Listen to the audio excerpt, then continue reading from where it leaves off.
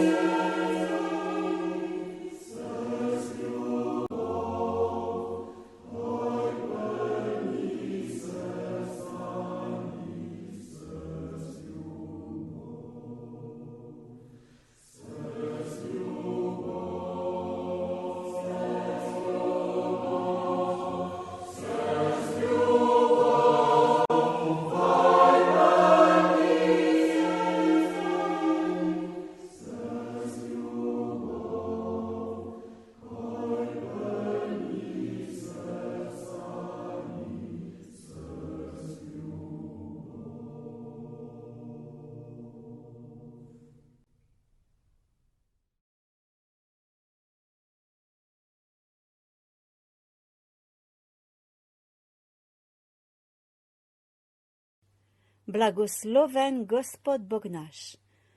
Dolava. Nas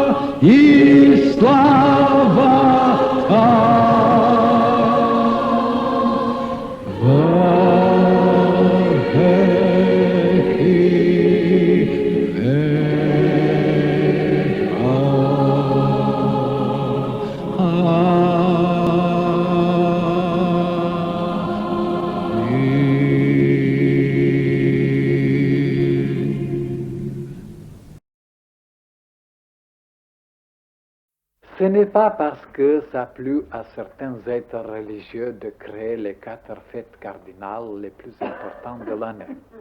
Noël, la naissance du Christ.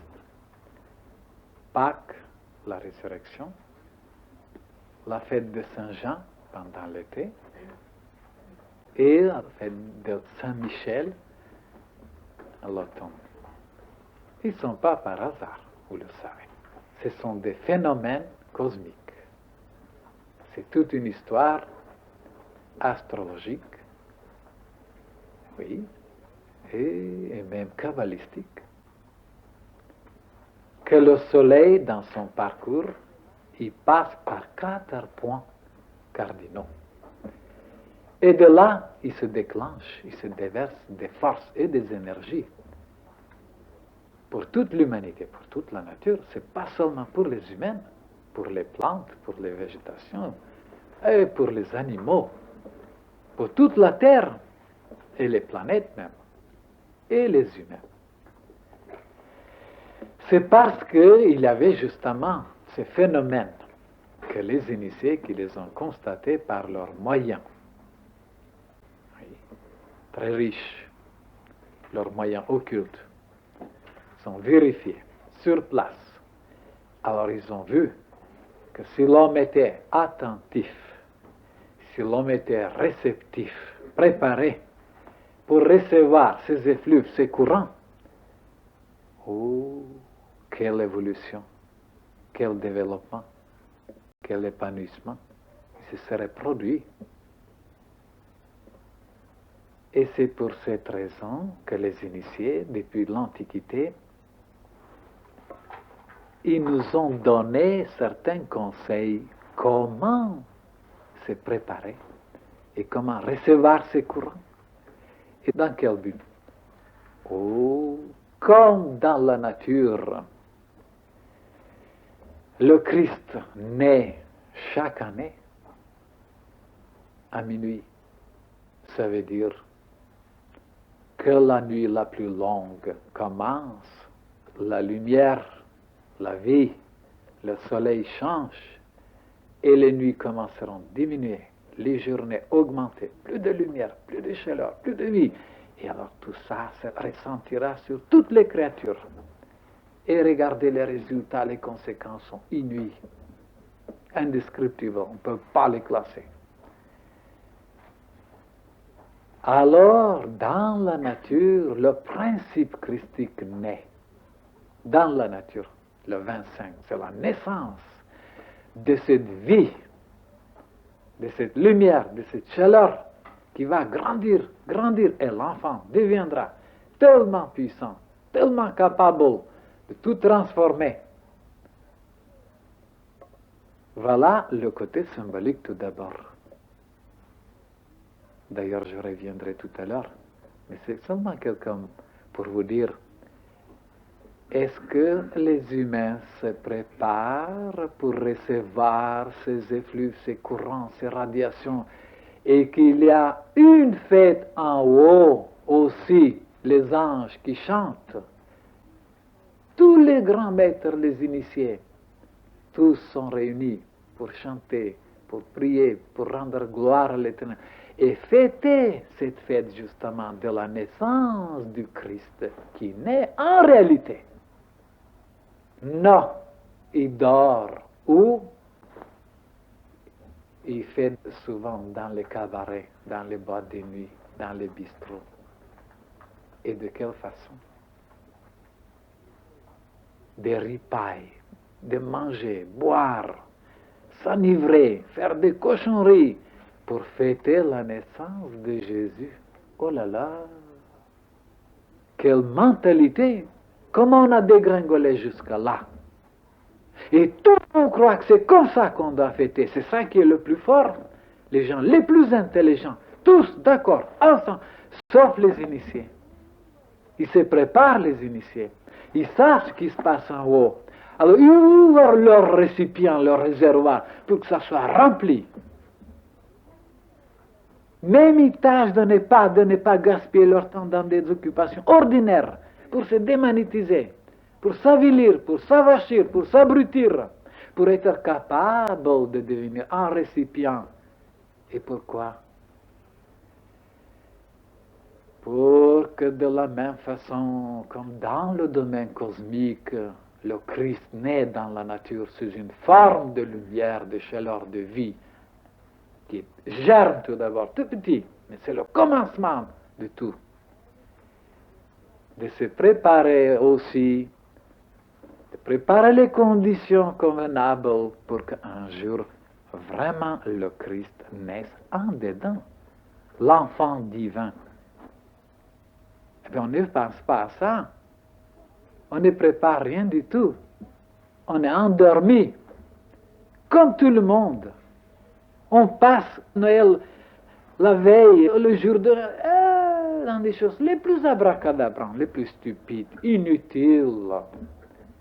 Au lieu d'avoir la conscience de dire, une fois ça arrive pendant l'année, pourquoi moi je dois perdre ce moment si précieux, que toute la nature est convergée là, est attentive à préparer ces choses-là, et l'homme est ailleurs, il n'a rien reçu. Au contraire, il a perdu la grâce et l'amour du ciel, parce que le ciel le voit comme il est. Qu'est-ce que vous voulez qu'on lui donne quelque chose? Il n'est sensible envers rien, ni envers ses courants, ni envers ses lumières, ni envers ses esprits. Rien, c'est comme une pierre, ça ne vibre plus. Il n'y a que le ventre alors là. Et les tintamarres, les bruits à vacarme, alors on dit, on a passé bien Noël, oui, sous la table, comme ça, avec une bouteille. Ou dans le ruisseau quelque part ramassé, ou plutôt dans les hôpitaux. Qu'est-ce qu'il y en a alors là? Aujourd'hui, il y aura beaucoup qui seront dans les hôpitaux. Ce qu'ils n'ont pas pu refuser, vous comprenez, quand on les invitait. Il disait, lundi, je suis chez tel et tel. Mardi, je serai au lit. Bon, mercredi, je suis chez tel. Donc, jeudi, je serai au lit. Eh bien, vendredi, je viens chez vous. Ils se connaissaient. Et c'est après, mes chers frères et sœurs, que le côté historique arrive. Le côté historique qu'il a eu il y a 2000 ans. Jésus qui est né en Palestine. Oui, c'est le côté historique. Mais le côté historique, vous savez, pour les initiés, c'est une chose qui est à la 3e place et qui se répète tout le temps, partout dans l'univers.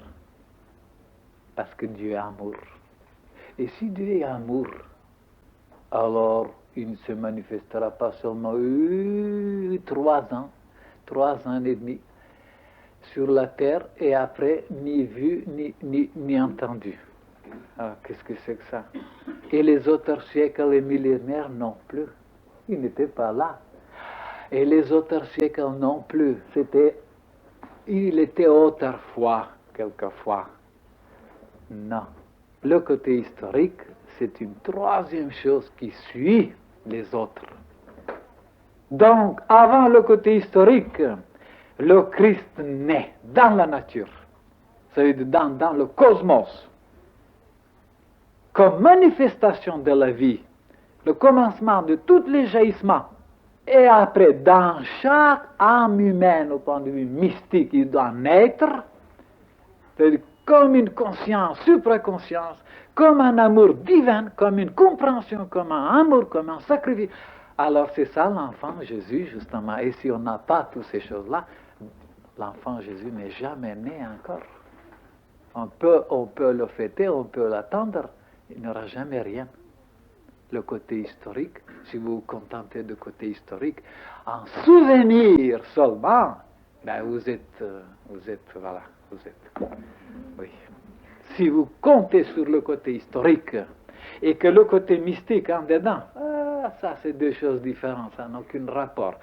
Il est né, il y a 2000 ans. Alors, pour se souvenir, comme un souvenir seulement, eh bien, balbutions quelques paroles, et allons dans l'église, et le Christ avec qui il est né, il est venu pour nous sauver, alors il nous a sauvés, maintenant on peut pécher, on peut manger, boire, oh, il nous a sauvés, quoi. Alors on est tranquille pour l'éternité, il n'y a rien à faire. Oh là là, quelle pauvre compréhension, mentalité que l'humanité, c'est parce que c'est eux qui se sont un petit peu, parce que ils ont un intérêt à ne rien faire, alors il faut qu'ils se justifient d'une façon ou d'une autre. Le côté historique, mes chers frères et sœurs, je vous ai dit, c'est le côté à la troisième place, le côté mystique et cosmique qui sont les plus importantes, parce qu'ils sont une réalité pour chaque année. Chaque année, le Christ naît, et à chaque moment, il peut naître en vous. Donc c'est très important que le côté historique. Vous pouvez réviser l'histoire autant que vous voulez, tant qu'il n'est pas en vous-même, vous ne sortirez ni la chaleur, ni la lumière, ni la bonté, ni le bonheur, ni la libération, ni rien. Alors à quoi ça a servi qu'il était né il y a 2000 ans? Et c'est comme ça que les humains se contentent de chanter il y a 2000 ans, il est né, ils se contentent. Ils ne veulent pas le faire naître en dedans pour qu'il devienne comme lui aussi, qu'il a partout des Christ. Et bien ça justement qu'il voulait lui, en disant, ben alors si vous vivez comme ça et comme ça, vous serez comme moi, vous ferez les mêmes choses, même plus grandes. Et alors où sont ces choses-là? Donc, le côté mystique qui est très important, et il faut maintenant, mes frères et sœurs, se préparer. Si certains, ils ont perdu cette année, ils ne s'étaient pas préparés, alors l'année prochaine, pour certains, le Christ est déjà né. Pour d'autres, l'année prochaine. Pour d'autres, la suivante. Et pour d'autres, dans quelques siècles, dans quelques millénaires. Tout est dans la préparation de ces conditions. Voilà pourquoi je vous disais que c'est très important de se préparer avant que le Noël arrive. Oui. Qu'est-ce que ça veut dire là-bas la naissance? Dans une crèche, dans une étable, avec les trompettes et les anges et les bergers et ceci, les 3 mages, tout le monde le sait. Tout le monde le sait. Et bien on verra si on le sait ou non. Comment on le sait? Tous les apôtres n'ont pas parlé, tous, sur la naissance de Jésus. C'est Saint Luc qui s'étale en détail.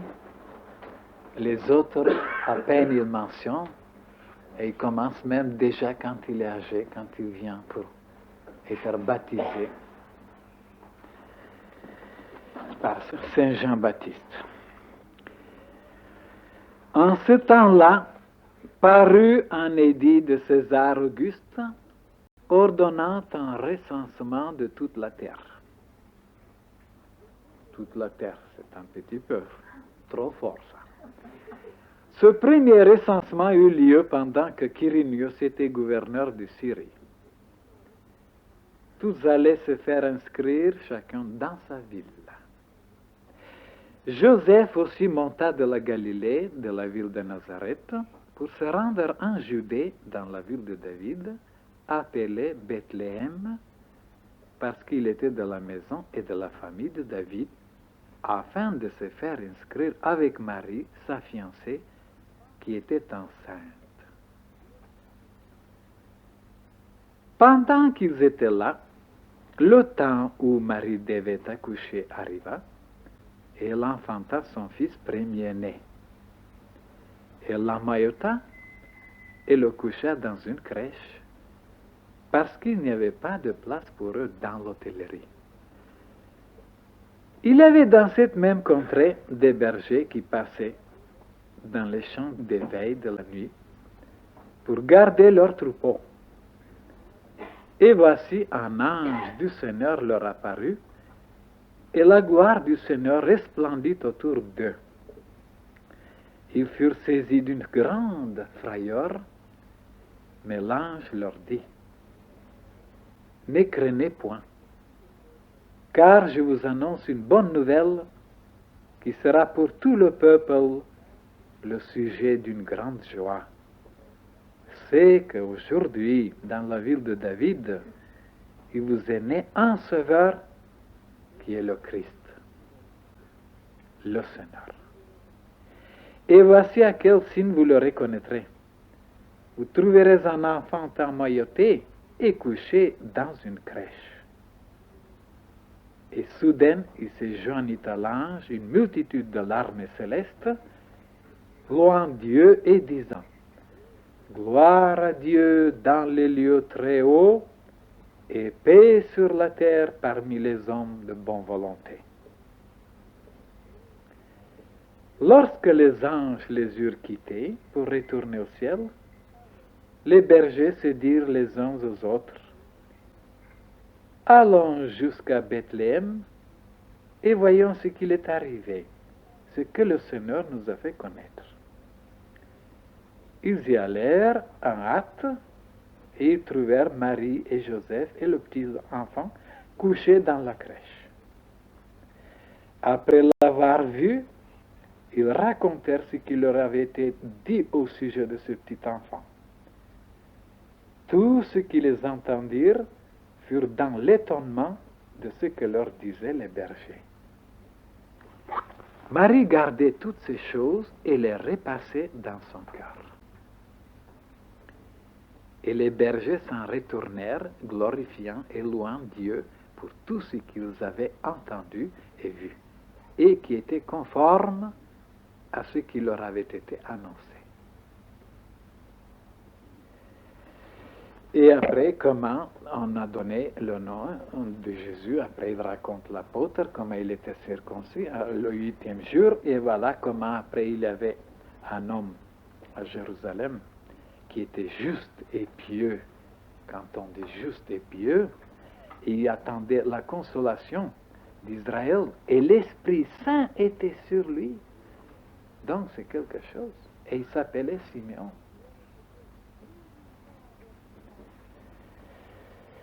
Il avait été divinement averti par le Saint-Esprit qu'il ne mourrait point avant d'avoir vu le Christ du Seigneur.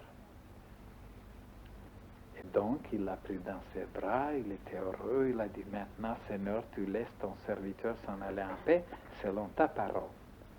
Car mes yeux ont vu ton salut, salut que tu as préparé devant tous les peuples, lumière pour éclairer les nations et gloire d'Israël, ton peuple.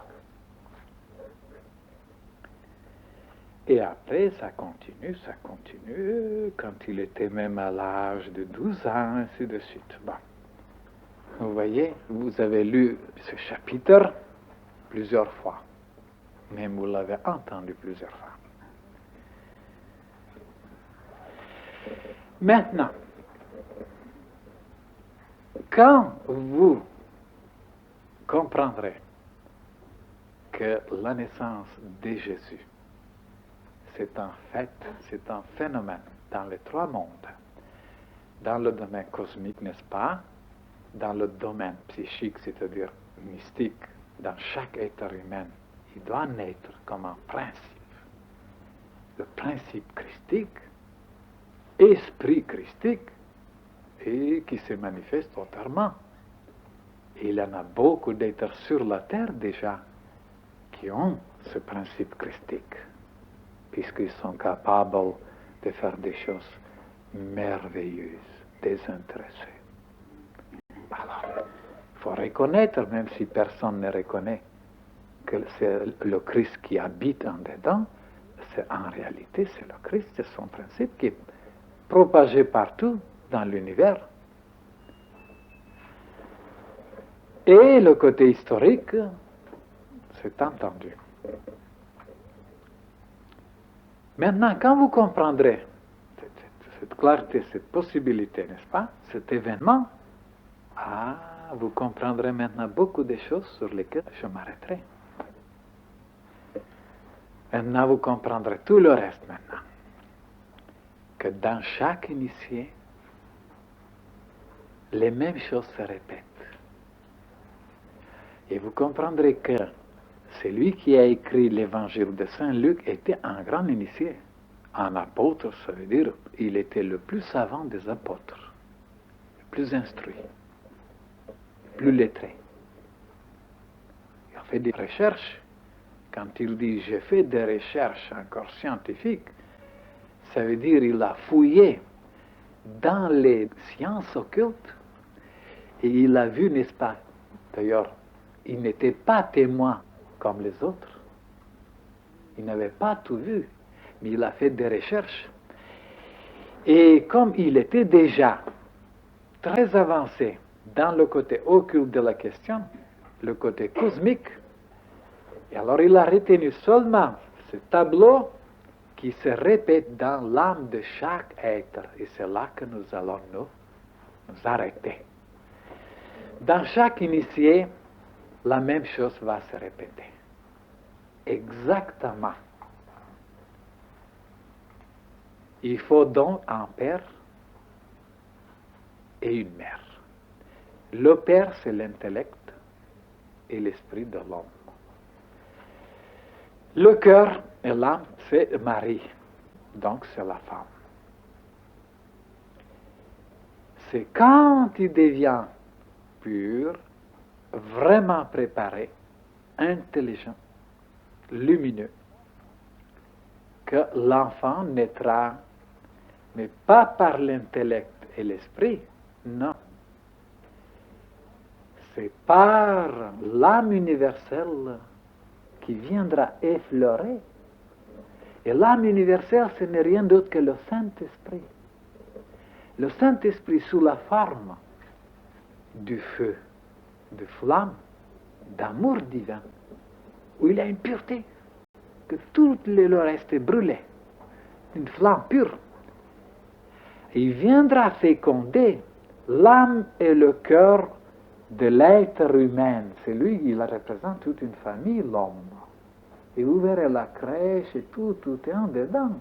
Tout est en dedans. Oui. Alors, donc,